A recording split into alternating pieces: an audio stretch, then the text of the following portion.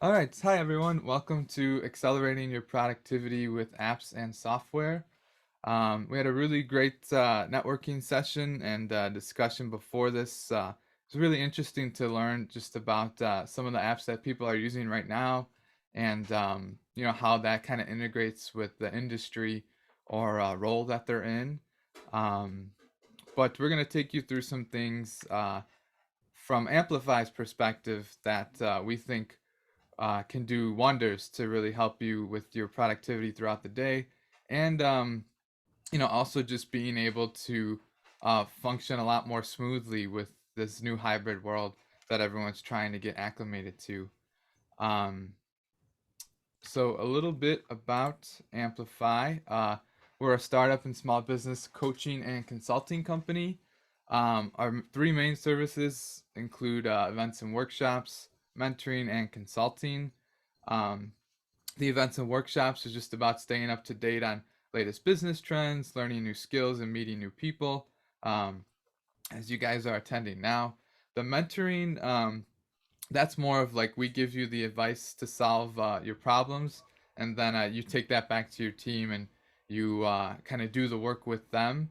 But if you want to kick things up a notch, we can talk about more of an individualized consulting setup where we'll give you the advice and a little more strategic guidance to some of your issues, and then being able to work with you and your team to execute some of those things that you need. Our ultimate goal is to be a one-stop shop for entrepreneurs. So whether you're starting a business or you're looking to grow what you have already, we'd love to be there to help you out. And if we don't know the information, at least connecting you with the people and industry experts that do. So today, just a little bit about myself and Brandon, for that matter. Um, I've had a handful of different entrepreneurial endeavors throughout the years. And then over the past little while here, I've really settled into like the digital marketing space, whether that's email marketing, web design, or social media setups. I also love like strategy, business strategy, and then this technology stuff is really my like I do the stuff on the weekends. Like I just kind of nerd out, and I'm always interested to know about the latest apps and ways that I can use them to increase my productivity. So one of the things I was mentioning during the networking here on Zoom is that I'm just excited to learn from you all as well, in addition to sharing what I've learned over the years. Um, and then I also spent some time creating the Elmhurst University Accelerator and the Innovation and Entrepreneurship graduate program that they have there. Brandon is also a five-time entrepreneur, and he has a ton of experience when it comes to digital marketing, Google Analytics, AdWords, social media advertising, and web design. He's also really great with Amazon and helping our clients really scale on there. We actually have a event coming up next month that really focuses on expanding your e-commerce channels, if that is of interest to you or anyone you know. And he's also the founder of Community Collective and Collective Media, which a lot of you may know of as well. Um, so yeah, just a little bit about us there. For the agenda today, we really want to focus on not so much just the apps themselves, but how you can maybe solve some of your problems with these types of apps. So, reducing the amount of emails you receive, making more personal connections, staying organized, um, really having like a central business hub to manage and operate your business from anywhere in the world as we start to go hybrid even more now. And then just there's so many productivity apps and like things that you can do that are out there. Um, so just kind of like, my goal with that is I'm just going to throw everything at you all. And we have a little handout at the end of this that you can all download. But just putting some of these things on your radar, and then you can always go in and, do a little more research yourself or connect with us and we can explain things a little bit further. Then we'll have some time for questions at the end. Um, I also want to preface this too by saying that Unfortunately, we are not, or maybe it's fortunate, but we're not endorsed for anything that we're talking about today. This is just all stuff that I've grown up with throughout my life, being on the Gen Z slash millennial border. Uh, I'm a '97, so yeah, like I've worked with this stuff since like sixth grade, whether it's Microsoft tools or even now as I get into the business environment of using Slack and other more like business oriented apps. So no paid promotion here, just giving you the direct stuff and interested to hear what you all use as well.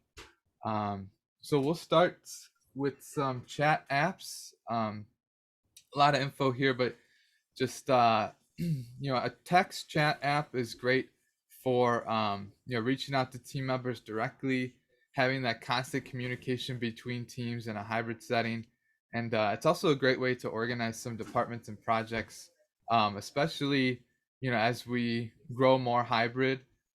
Chat's a great way to just stay in touch no matter where people are.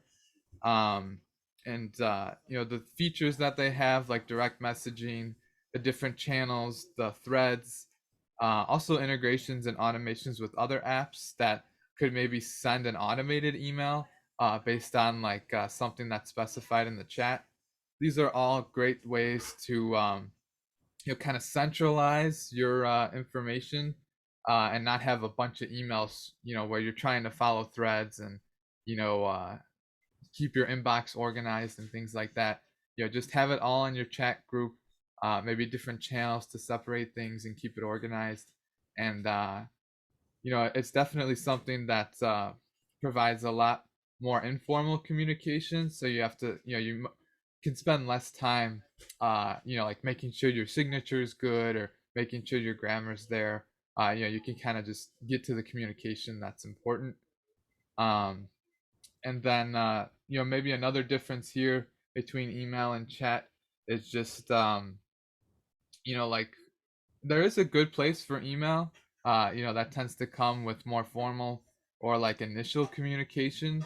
um but yeah, like as you start to like settle in with someone and work a little bit more closely, it's a great way to kind of store info and have a continuous conversation. You can a lot of the times throw like different documents within the chat app, or reference different links and things like that. So it's a little more integrated and user friendly than just trying to send an email back and forth and following this massive thread with a lot of different space in between for from lines and subject lines and like email signatures and footers, things like that. So some of the apps that we um, know of and use include there as so Slack is great for work environments and keeping things sort of centralized, and having all your team members on board, staying up to date throughout the organization. Google Chat is a good alternative to Slack, especially if you're in the Google Workspace suite. Um, right now it's not as powerful in my opinion, um, but you can kind of decide for yourself whether you want uh, more integration if you're a workspace person, or if you want the features that Slack brings. And the same setup can be said if you're in Microsoft Teams, as opposed to Slack, or I mean excuse me, as opposed to Google Workspace. Teams, I don't know if it's as holistic of a chat app as Slack, but it's something that can really definitely fit the bill and stay integrated within your Microsoft 365 setup. And then I apologize if this last one is cut off here, but this is Discord. Discord is sort of like a community forum, or like more of like a chat server, and that's great for communication that is a little bit more public. A lot of times people will host Discord groups for you invite people to your server as a way to have a little more personal integration, or like to update people more personally, as opposed to just sending like a blast email, or trying to throw something out on social media and just hoping people see it. if they're in your Discord server, you can kind of have the same chat threads and things that you would in like Slack, but a little more outward communication to get some of your followers or people from the outside involved. Um, okay, let's see. Is everything good here? I'm gonna keep an eye on. I have everyone on the right here, so if there's any chats or questions that pop up, Brandon, if you could help, if you could just interject, or yeah, I'll try to keep an eye on it on the side here. Here's just an example of what a text chat app is. Slack, if you have all used Slack before, as you can see, it's both on desktop, mobile, and I believe this is also the web setup too. Uh, they're showing the little, Apple icons there, Safari potentially. Um, and as you can see here, direct messages are at the bottom. This is just the individual communication between you and that specified other person. And then sometimes, they have different channels, maybe for different marketing teams or different departments within the business, as well as different projects that you might be working on. Whether it's, this one here says educational resources or just like general learning. Um, these things, these are all like channels. Um, but it seems like they've specified channels more as like an ongoing communication system where projects are put to the side or separated because maybe those are a little more, they have like an end date, just to kind of, bring in teams from different or people from different teams or departments. They can all collaborate on a project, but maybe you stick to your own team in a channel setup. It's really the sky's the limit with how you want to organize all this stuff, but just getting a feel of what the user interface looks like and how you can add calendar invites, PowerPoints, reactions, all that good stuff. So the next thing that we're talking about here is a good way to make personal connections in the hybrid world, video chat software.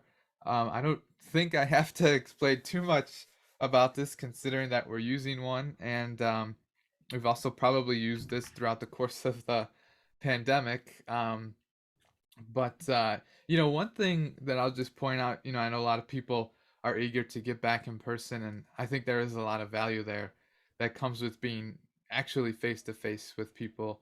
But the efficiency that a video chat software can bring you is, a big plus in my sort of opinion. Just the idea that, I can have like back to back calls with clients or other partners and things like that. And I don't have to, have like the travel time to meet them in person. Um, Wherever they are in the world, I can connect with them within, the click of a link and we're online chatting. So, I think hybrid is here to stay, and using video chat in a strategic way like that is a great option. And then when you have the ability to meet in person, that can be another way to build more of a connection.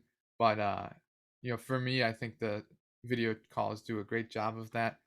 And features, if you don't know of all the things that you can do with a lot of the chat apps, the video chat apps, you can do some screen sharing or screen annotation. Um, Also whiteboarding, like you can get just like a big white screen where people can all draw on it and kind of work together on like a project. So that's like a cool feature. Breakout rooms to help like segment your current video participants, as well as the in-meeting text chat, recording like we're doing now. There's also polling and reactions. I don't know if many people uh, use this feature as uh, effectively as they could be, but polling is a great way to just grab a quick snapshot of like how people are feeling or what they're thinking, answering any questions, and then reactions are good as well. If you're not looking to interject or talk over someone, but you still have something important to say. If you go to the bottom of the screen, which I'll show in a second, um, you can really utilize reactions to continue the communication while someone may be speaking or presenting. Just like that, Don. Thank you very much. I see that thumbs up there. Um, so some options here: Zoom, Google Meet, Microsoft Teams, GoToMeeting, and Cisco WebEx. I think for me, Zoom is the primary platform. I think it has the most capabilities as well as like the most user friendliness, just because anyone can click on the link. It gets thrown into their web browser and they're talking immediately. Google Meet has some restrictions. Like if you don't have a Workspace account or a particular Workspace account, you can't interact with people who are on a Microsoft Teams account or like an Outlook setup. But if you upgrade, then like that possibility is there. Um, I'm not too sure about the Microsoft Teams restrictions. Um, I know we had a good conversation online here with the networking, talking about how, um, even though Zoom might have a lot of the bells and whistles that people could use, the benefit of having a Microsoft Teams system or like a Google Meet system and a cooperation with the Workspace setup, uh, the benefits of that integration could be uh, a lot more user friendly and valuable than just using Zoom, which is a little bit of like a third party software in that case. So yeah, just some things to think about there. And for the equipment, I think a lot of people gloss over this just because with our laptops nowadays, basically has everything. Um, but if you're hosting webinars or you're meeting with clients online frequently, it could be worth investing in like a better microphone. Like I don't know if you all can see uh, my name might be covering it, but I have like an AKG P420 microphone here. It's a condenser mic. It does a good job of sort of collecting the sound around me, and hopefully, providing some clearer audio in the process. You guys will probably have to tell me if that's the case or not, but you don't even need to go like this. Like I did some radio work in college, which made me grab this nicer mic. But even something like a blue snowball microphone or a blue Yeti. I know a lot of podcasters use those. It's just a nice way to almost like show some courtesy for people on the other side of your video chat if you have some clear audio going through. And the same can be said with the camera as well. Um, some laptop cameras are really great, others not so much. My setup here is I have a monitor in front of me, and then I have a Logitech C290 um, like webcam that I use. That's a solid one, or there's a few others that are out there that, again, just making sure you have some kind of setup where you're able to capture some of your detail and, not be all blurry and fuzzy and potentially distracting for that matter. And then just a quick overview of, I mean, you guys have all probably seen this before since you're on it now. Um, but here at the bottom, we have like the security settings and the polling, the breakout rooms, the recording. Here's the recording. Here's the breakout rooms and the reactions. Another thing that I think goes a little underutilized is the view mode. So there's three main modes. There's speaker, gallery, and immersive. Excuse me. The speaker view is where you have a big image of whoever's speaking. Zoom will pick up the audio and display the loudest person in the room. This could be great for if you're watching an event and you just want to focus in on the person who's presenting. It can also be great if you have a team meeting and you're just interested in focusing in on the person that you want to hear from. Gallery is good for team meetings if you want to get a good sense of everyone that's on the call and maybe view some of their reactions to things, or if you have a very cohesive discussion, the gallery view is great to use. And then immersive, that one is actually like you can put people in like a classroom setting and their heads kind of just like pop up above the classrooms, and then like, so that could be interesting if you're doing some educational webinars or something like this. I prefer to just have like a gallery or speaker view when we're doing something like this, so I can look over to the right here and keep an eye on if anyone has questions or things. Um, but yeah, that is something that I think goes a little underutilized, especially when it comes to viewers being able to focus on a presentation or information that's provided. The last thing I'll mention too is that there's a little green checkbox in the top left corner here. If you click on that, it actually shows you all of the meeting info for the current meeting. So if people are looking for a Zoom link, you can just click this green check mark, this like green shield, and you can copy the link right away and share it with someone. Um, that's a great tip as well. Um, well, I take a little breath here. Are there any questions or anything that are popping up so far? I don't see anything in the chat. Brandon, I don't know if you want to yell anything out if people have stuff. Otherwise, I can keep uh, plowing away here into project management.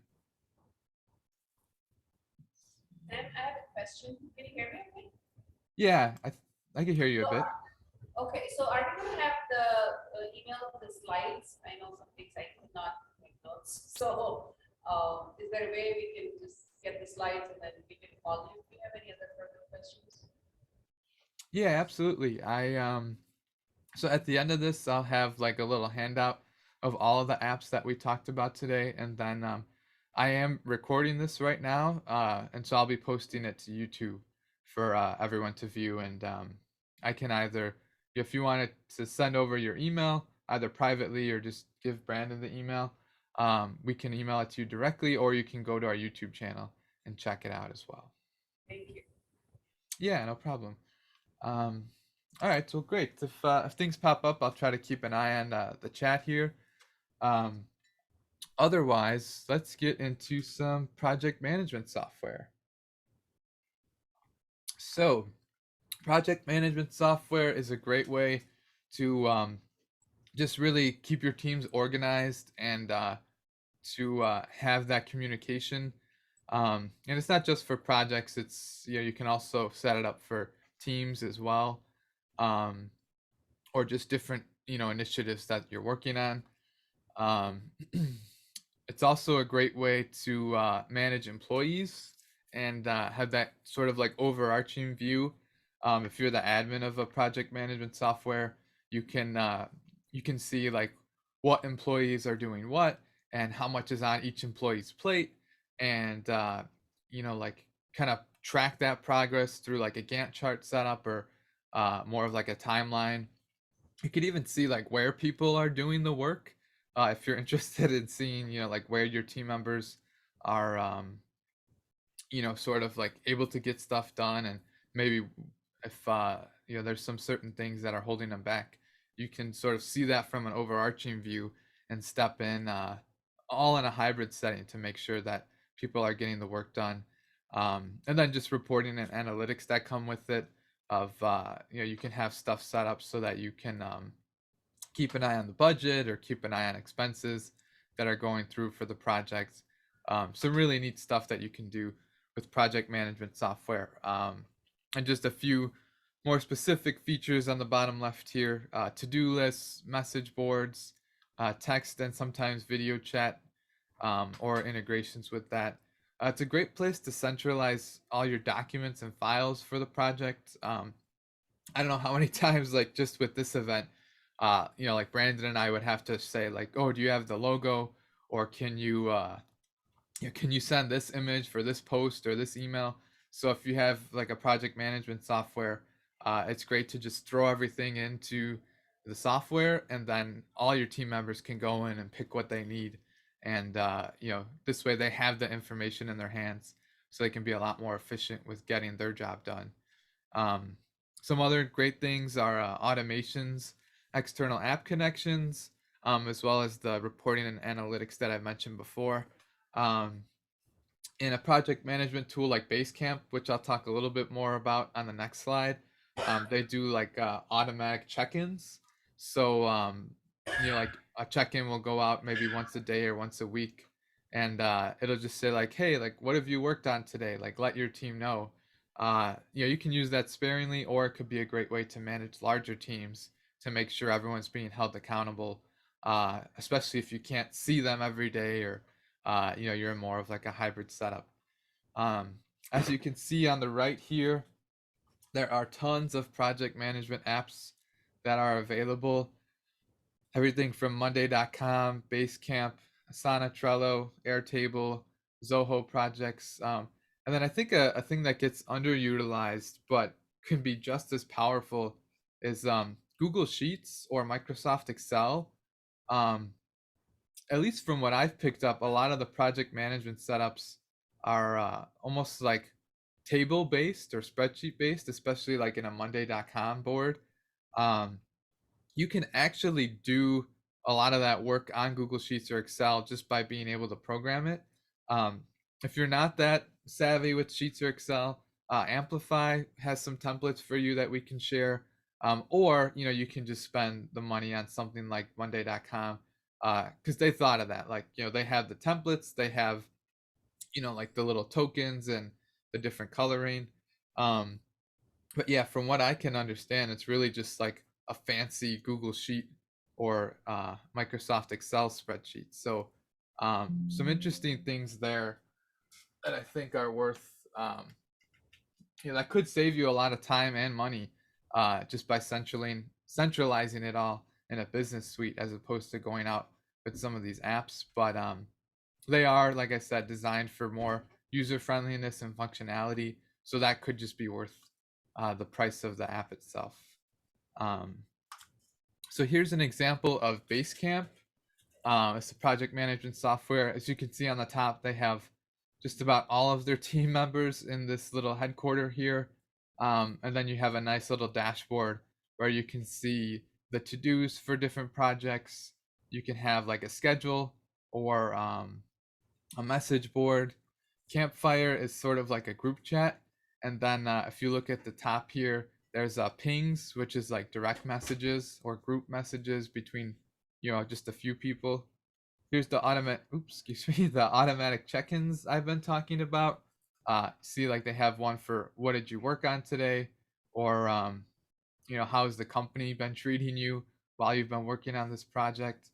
And then lastly, the docs and files that I talked about, throwing everything in one centralized place and letting all of your team members be able to review the documents and pick through them for what they need. It's great for transparency too. I mean, you can get selective with who's able to see what, but when we talk about like building company culture or just having more of like a buy-in at your workplace, having something like this where everyone can kind of see what's going on and have that more holistic view, it's a great way to kind of build that team chemistry and transparency that people might expect in an organization. And yeah, like at the top here, you can see there's like reports. You can also click on your profile and see like what specific tasks you've been assigned, uh, so you don't get too overwhelmed with all the stuff that's here. But yeah, a lot of really neat features that a project management app can give you.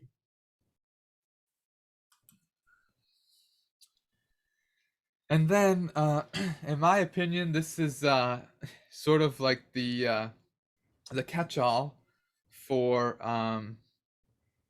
the sort of like it's a business suite for all the apps. It's a good catch-all. They're great for centralizing all of your company information and files, similar to project management apps, in the sense of the centralization of files, the team collaboration, and things like that. But two of the main differentiators between a business suite and something as extensive as a project management software that I just talked about is that when you get a business suite, it often comes with a business or personal email address, depending on what you're using it for. And then it's also tends to be a lot more cost effective, uh, because not only do they give you the ability to do the project management stuff that I talked about, but there's also other apps on top of that. Whether it's like having like an admin console where you can manage like the people in your account, or being able to connect to other services, um, or like Google and Microsoft are the two main ones, and they're always working on new apps to keep teams collaborating and keep people organized and productive. So this is why I kind of call it like the catch-all for everything. It's just as I mentioned before, sometimes it's not as user friendly as some of the other apps that have a specific niche for certain productivity tasks and things like that. But if you can see here on the bottom left in the features, um, it has email, text chat, video chat, calendar, task management, reporting, writing, and presentation tools. I think that's something that we use a lot that isn't necessarily available in project management software. A lot of times you're bringing in Google Docs, or you're bringing in Google Slides or Microsoft Word or PowerPoint presentations. So you need this to create that, but you can also connect things together a little more seamlessly here. And then a really cool thing that both Microsoft and Google have is you can actually build your own applications without having to do any code. It's a little more tech savvy of like an endeavor, but it's more about just learning the platform. Like Google Workspace has App Sheet is what they call their app developer. That's no code. And then Brandon, would you happen to know what the Microsoft one is called? Um, where you can build different apps and things. If if not, it's not the biggest deal, but um, yeah. So there's some stuff there that you can do. Yeah, really expansive with how you can work. Um, and as I mentioned, Microsoft 365 and Google Workspace are the two premier business suites. You can also tap into Apple iWork or LibreOffice. Um, and then I'll say I'm a Google Workspace person through and through, but I tried to stay pretty unbiased here in this 365 versus Workspace debate. Um, but I think if you're trying to decide between the two or what's better or more powerful, um, in my experience, Microsoft does have more powerful applications. They also have a stronger offline or desktop support if that's something that interests you. Um, and for these reasons, it tends to be better for larger companies a lot of the times. Microsoft has been around, uh, I believe, a bit longer than Google has. So, I think it's something that is installed in a lot of the um, offices and education centers around the world. Um, but Google Workspace is doing a lot of work now to kind of bridge that gap um, by offering better collaboration capabilities. To me, it just has a more user friendly and like cleaner workflow. There's a lot more like integration that I see happening compared to like the Microsoft setup. And it tends to be less expensive. Google Workspace does. Don't quote me on that, but I think since Workspace is sort of angled more towards the startups and small businesses, I think there's some like discounts that you can get, or they are pretty conscious of their pricing there. Where Microsoft, because it tends to be for larger corporations, I think they're providing the more powerful apps, the desktop and offline support. So they also have to uh, filter that into their costs as well. So maybe that's why it could be a little bit higher up. But honestly, like either one that you go with is a really great setup. And if you want to go to iWork and LibreOffice, I'm not sure what the cloud capabilities are there. Like I'm someone who loves to just work online and have all my stuff stored in the cloud. Um, Basically, just meaning that it never matters what device I use, as long as I sign into my account, I have everything. And I think for how unreliable devices can be sometimes, that's a really important feature to have. So although like you have stronger offline and desktop support with Microsoft Office or 365, sometimes that can be a bit of a negative because you only have it on your native computer. And if you were to lose your computer or your device, then you lost all your documents unless you have them backed up to the Microsoft cloud. So just some things to keep in mind there as well as you set up like a business suite. Kind of work through some of that stuff. And let me get a quick check of the chat here. Um, but an example Google Business, I mean, an example Business Suite, excuse me, is Google Workspace. Um, as you can see here, there's a lot going on, but just to try to break it down for you, on the left, we have this is like the email that comes with Google Workspace, as well as some of the text chat that we talked about. Spaces is it's like a chat channel, kind of. In this case, it's a family reunion that they're planning. So everyone from the family is invited in this chat, and they can share files or assign tasks to one another. And you can also schedule virtual meetings, all from this same dashboard right here. Um, so as you can see here, they're leaving reactions and like adding files. They're actually working on a file together right now. That's similar to like a Monday.com board, if you can kind of see it here, where they're planning out the days that they have, and you can actually take all this info and throw it into a graph to summarize like who's doing what, and how many things they're doing, when they're supposed to be doing it. You can get really you could dive down the rabbit hole with some of that stuff. But all the functionalities there just within Google Workspace. So sometimes you don't even need to use Slack over here, or a Monday.com board over here, because it's all integrated in a business suite like Google Workspace.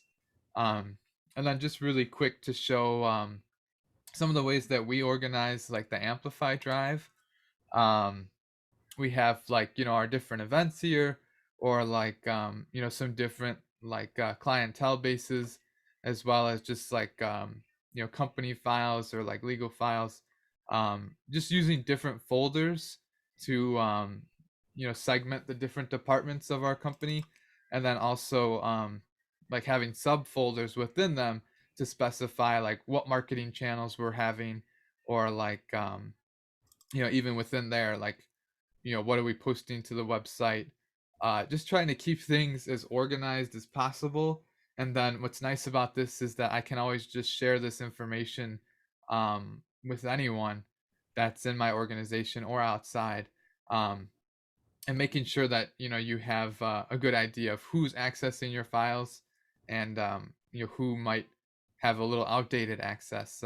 You can also do that as well with the shared drives here, as opposed to just like using folders for your own drive. um, and then another thing that I'll pull up as well really quick. You guys can look more at this later, but just the Google Workspace landing page, really similar setup for Microsoft 365. But you can see all the apps that they have here. In addition to some of your main productivity apps, you can also create forms. You can create sites. I wouldn't necessarily recommend doing this for your company website, but this is a great way to build like internal websites if you have a lot of people in your organization that need access to information. um, Using a Google site to kind of make it a little more user friendly for people to access stuff is great. Keep is like OneNote. It's just the Google form of OneNote to some extent. And then there's also some security and management things that you can do with the accounts here as well. So you all can take a look at this later in the handout that I have, but just a few things that I also wanted to point out. I see a chat dropping in here. Um, awesome. Looks like Don's got to hop off, but all good. Um, and then here's some other trending apps and software that I just kind of want to throw on your radar for right now. Um, I know this is a lot, but like I said, I'll have a handout of this afterwards that you can download and kind of browse through on your own. Or like we'd love to schedule a meeting with any one of you all just to talk about like what the heck all this stuff is, or more importantly, like what your situation is, and sort of like some of the things that we can pick off the shelf and recommend to you all based on some of the needs that you have. So um, I'll just rattle through a bunch of them really quick here, but LastPass as the password manager. as opposed to like having a spreadsheet or something where you're trying to remember all the passwords for all these different apps. Calendly is a great meeting scheduler. Canva is a great design studio if you're looking to create flyers or business cards, social media posts. Zapier and IFTTT, it's if this then that. Both of those applications are great for connecting other applications. So if you want to send a Gmail message every time someone messages you in Slack with a task, um, you can use Zapier or IFTTT to make that connection so that every time someone slacks you a task, you could send it straight to like your task app or your own email. Prezi is a great presentation app that's a little more animated than just like a PowerPoint slide like I'm using today. Doodle is good for like being able to schedule meetings and having a poll to see when people are available. Linktree, a lot of times you might be limited to one link on a website or a social media page. So having a place, it's basically just like a landing page app, which I personally would recommend that you do it on your own website instead of using Linktree for a few reasons. But if you don't have a website, Linktree is a great substitute.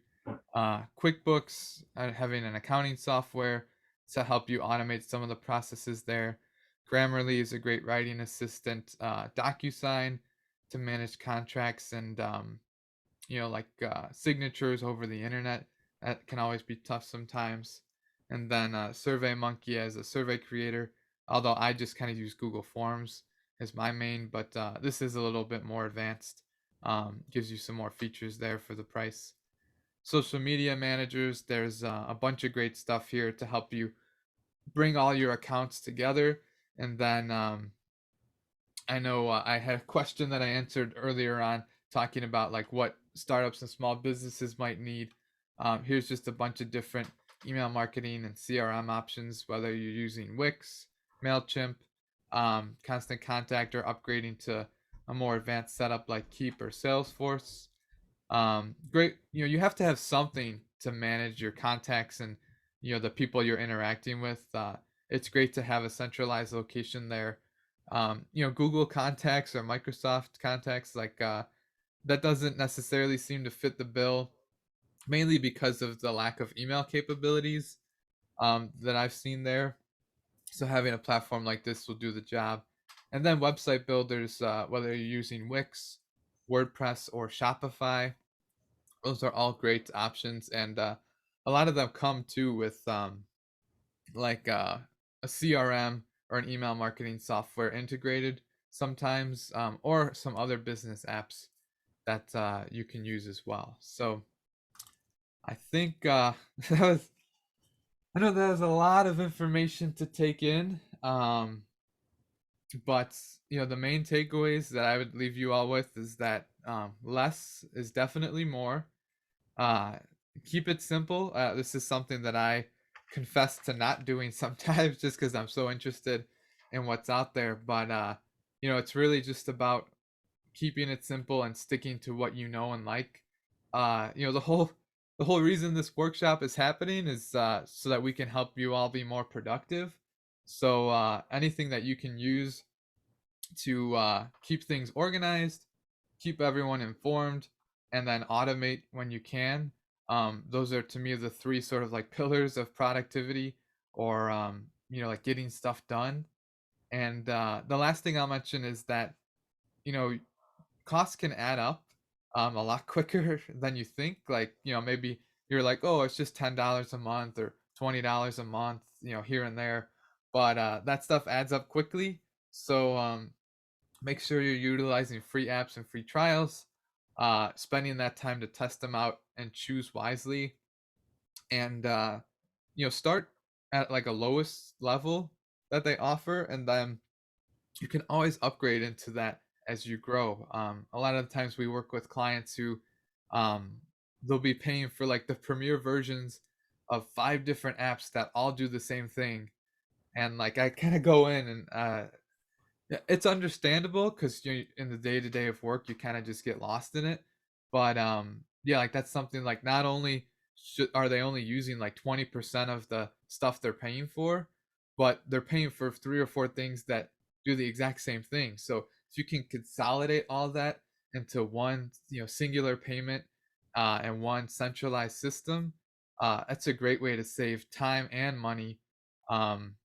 And being able to be more productive throughout your workday.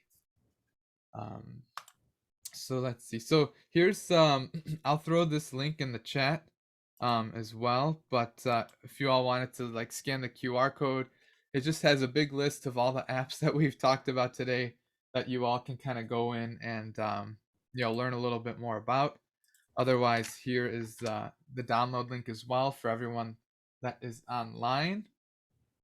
Um, And then another thing that I'd like to drop in here is we have a survey for this event. If you don't mind filling that out really quick while you're downloading the sheet, and we'll also email this stuff to you all afterwards if that's something that you would prefer or that you just can't take notes on now. But yeah, we'll give you all a few minutes to check out the survey here, and then we have about 10 minutes for questions coming up. So yeah, it definitely would be good to hear from you all. And I know I kind of just spent the last 30, 40 minutes just chatting away. So let me know if there's anything that I can answer, or feel free to jet in too with some of the stuff that you all use. And I like the follow-up sheet that you just gave us to download because it's got a clickable link to each one of those. So you can get a quick view of it and see if it makes sense. I am pretty likely to make a decision in about 5 minutes of being on a website if I'm willing to put up with them. yeah, it's like, is it intuitive? Does it feel natural? And if I can't navigate it, then I'm probably not going to try to learn it. hmm yeah, that's a good point too, just about like the learning curve. Like sometimes it's worth it, like if, as you mentioned, like if it's more intuitive, or if you see like some things on there that catch your eye that could really help you out. But yeah, like sometimes just sticking with what you know, or like taking ideas from what they do on the sites and just thinking about, okay, like it's cool that they have a password manager, but like I can also go to like passwords.google.com and see all the passwords that I saved to my web browser if I'm using Chrome. So like that's like a way that you can consolidate stuff. Or like one thing I'll mention as well is Calendly is a great scheduling software. But if you have a Google Workspace paid account, they also have a feature where you can do some scheduling and just send out a link for people to schedule their own stuff. So again, it's not as advanced as Calendly, but if you like the centralization and integration, and you like, if you're paying for Calendly, but Google Scheduler is good enough, like that could be a great way. To help you with that, I need your Okay. permission to allow Assistant personal results on this Nope. device. My You can Google's change going this off in right Assistant now. settings. Sorry. All right. Um, so yeah, that's another option as well. All right, let's get into some questions here. We got about 8 minutes left. Does anyone have anything that they're wondering? I know I threw a bunch of info out at you all, and I appreciate you hanging in there. Let's see. I know, Brandon, anything from the people at Metro 59? Or anything that you could think of that I maybe just glossed over? I have a question about the Zoho CRM. Yeah, the Zoho CRM. Yeah, it's anything similar to that, or because I'm using the free option now, but I'm looking like to purchase the memberships. Is anything like better than Zoho, or cheaper, or something similar to Yeah, that's a great question. I think something, like Zoho, you have the option to like integrate a few different things. So, they have the CRM, but they also have like project management or like email marketing capabilities. So if you're looking to like use Zoho and expand on all that, that's a good option still. But a lot of times we'll use like either like we use like Wix Ascend if you have a Wix website, or Mailchimp is a great CRM that's pretty cost effective. Constant Contact could get a little pricey, but that's another one that we've seen being used before. Um, and let's see, I think if you want to connect with us after too, I have a separate. Let me see if I can get this separate sheet that I can send over. But yeah, there's like Drip or OmniSend. Yeah, there's a bunch of options that might be a little more cost effective than something like Zoho that can at least get you started. And then, yeah, you can kind of build up from there. Maybe even going back to Zoho eventually, but if it's a little too much for what you're working with, or a little too expensive, there are some other things out there. what about Salesforce? Do you have any experience with that? Which one is that? Salesforce? Salesforce. Yeah, so Salesforce is really powerful. Um, it's something that can do a lot of the CRM and email tests that we mentioned today. I guess the only one of the biggest things I see with Salesforce is that there's a learning curve that's a lot more advanced than some of the other platforms. And I think like the pricing is a bit more steep as well. Brandon, I know this is maybe a little more of your domain too. Do you have any comments on that? What's the question? It's not present. Yeah, I was talking, sorry. Oh, he was just wondering. They're using Zoho CRM right now. They're looking to maybe switch to a different CRM, and they asked what you knew about Salesforce. Oh, it's a beast. Yeah, it's. It's definitely the best platform out there, but to like get it set up, it's very expensive. So it's like the most customizable. Um, it's a beast. So once it's like all put together, so like, especially like for sales, to be able to take notes on like your sales funnel. It is true that whoever made the app, it's installed still on the spinning class to the app. I saw that somebody. Oh, yeah, like Salesforce, like they use their data, like data, aggregate data, but then you get more info about stuff like straight, it's like the Facebook, it's then like this data sales call. On that person gets the background.